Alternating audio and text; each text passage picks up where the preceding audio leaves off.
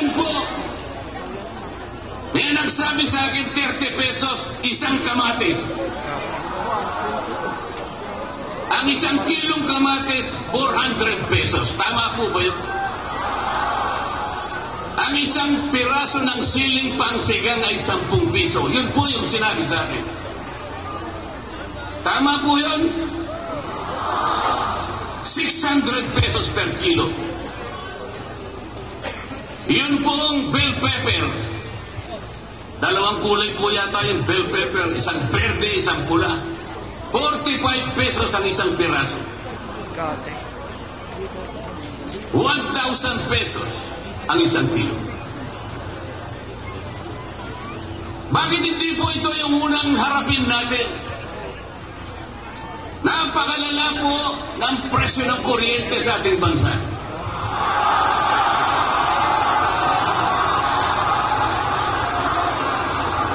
Meron po akong isinulong na 10 panukalang batas na ang tanging layunin ay ibaba ang kuryente sa bansang ito. Ikinalulungkot ko pong ibahagi sa inyo na kahit isa'y wala man lamang pong nadinig.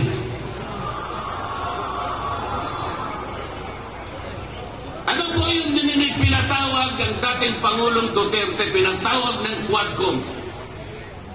At ang ginamit na pamamaraan ay yung isinasaad sa saligang batas, inquiry in aid of legislation. Natupad po ba yung inquiry in aid of legislation? Paano po in aid of legislation kung ang tatawagan nilang resource persons para humarap sa paglilitis na yon ay puro kalaban ng dating Pangulo? Alam po ninyo lahat yon. Pinagtatanong nila yung Pangulo base doon sa mga sinumpaang salaysay at affidavit nung kanyang manginusig nung kanyang panahon sa war on drugs. Hindi naman ipinatawag ang mga taong maaring makapagbigay sa kanya ng tulong upang ipaliwanag ang war on drugs. Hindi ipinatawag ang mga solicitor general sa kanyang panahon. Hindi ipinatawag ang mga CPNP upang magpaliwanag kung ano ang war on drugs. Puro kalaban ng dating Pangulo. Yung mga abogadong kasama niya para magtanggol sa kanya, hindi pwedeng magsalita. Sapagkat ang tuntunin sa mga komite, ikaw ay papayagan lamang para payuhan mo ang kliyente mo sa kanyang karapatan. Ngunit paano mangyayari na ang kliyente nila ay papayuhan sa kanyang karapatan kung bubulungan lang siya, ay makikita siya ng isang chairman doon? Attorney, huwag mong bubulungan yan. Ikukontempt kita.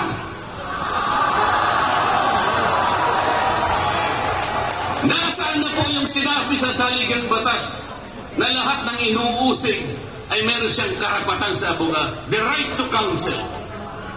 Wala na po. The right to confront your accusers. Wala po mga accuser doon. Ang ginagamit ko ay mga sinumpang salaysay, hindi man lang in-authenticate, ipinalagay na totoo lahat ang nakasaad ng mga aligasyon. Anong gagawin ng isang tao sa harap ng ganito na walang rule of law at walang due process? Ito po ang pinag-umpisahan ng kaguluhan at pagkakahatihan. Sa kagustuhan po nila na mausig ang dating Pangulo, ayaw po nilang pumunta sa korte, ayaw nilang pumunta sa piskal. Ano po ba ang sinasabi ng mga desisyon ng Korte Suprema? Kapag napatunayan nyo ang isang tao ay maaaring nakagawa ng kahit anong paglabag sa lahat ng batas,